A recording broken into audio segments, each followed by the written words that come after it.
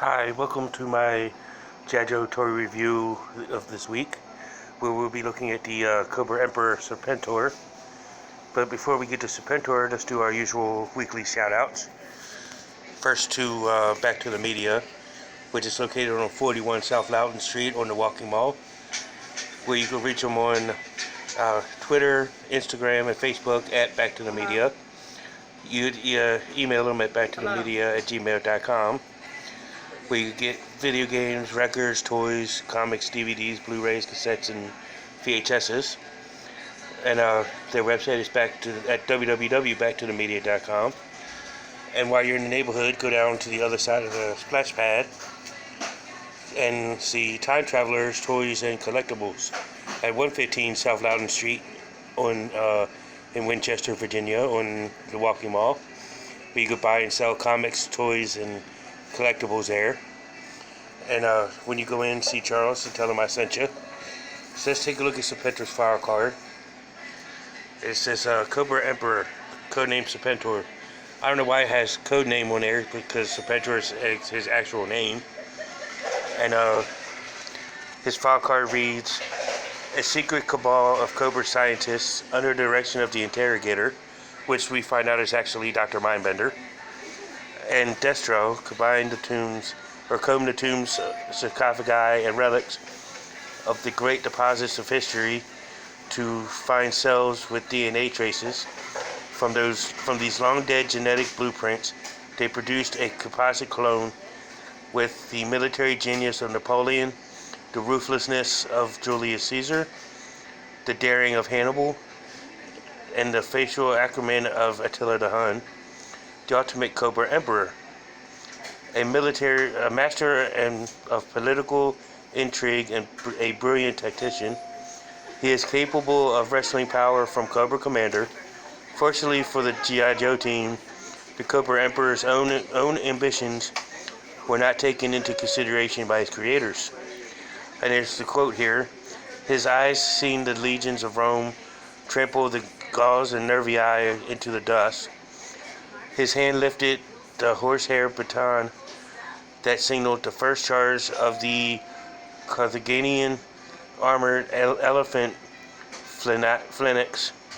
His ears have heard the rattle of French crusaders or in the streets of Moscow, but it is his mind we must fear the most.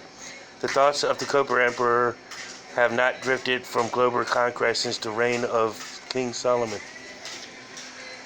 That's quite a history lesson in that one little file card. If you can, for y'all young people that are watching this, actually you can Google all of that information, or anybody that's into history, you can Google all that information on there and look all that stuff up.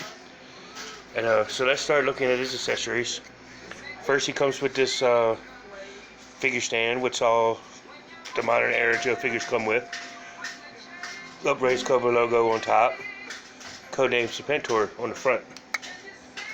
His weapons, he comes with this unique kind of double-edged, sideways dagger looking thing, which I have no idea what it is, but it's actually kind of cool looking, with the handle right there in the middle. And he also comes with this ancient Roman type sword with the curved hilt and which is all gold plastic, with the golden hilt, golden handle, silver blade. Pretty awesome looking sword. So let's take a look at Serpentor, which he actually comes with the Aztec type mask or head dress gear, which is actually pretty cool. Which you guys see his face has got the two fangs right there on top. He also comes with this very nice looking green cape, and for the vintage figure, it was actually very, very thin, which made a very, very thin material. But actually, this is actually a thicker material, which actually makes it better. And it's held onto his shoulders by two cobras. And he's got his golden uniform on. Green gauntlets with gold bands wrapped around each side. And he comes with this ancient Roman type open skirt looking thing, was actually pretty cool looking, with green and gold knee pads and green boots with gold shin guards. So let's take a look at the articulation of Emperor Serpentor, which his head can rotate to 360.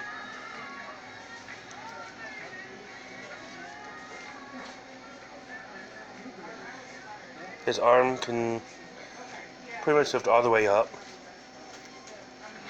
His arm can rotate the full 360. Arm can bend at the elbow as well as swivel at the elbow. And his wrist at the full gauntlet can rotate the full 360. He does have the ab crunch type feature, but it's really hard to do. This one's kind of stiff.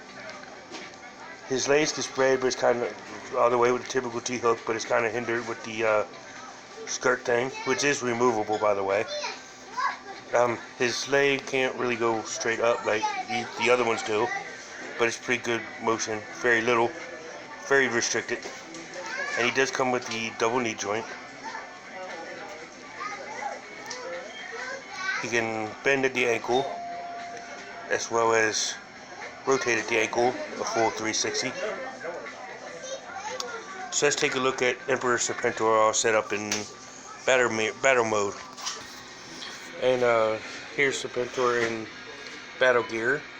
He makes his first appearance in the comic book rather abruptly in issue number 49. And his first appearance in the cartoon was in Arise Serpentor Arise Part 4, the 5-part miniseries. And in my opinion, this is like a very great look of Serpentor. Oh, I forgot his helmet does remove off, and he's kind of bald. But that's pretty cool.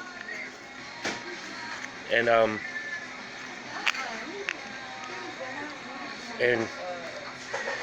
this is pretty cool for Serpentor.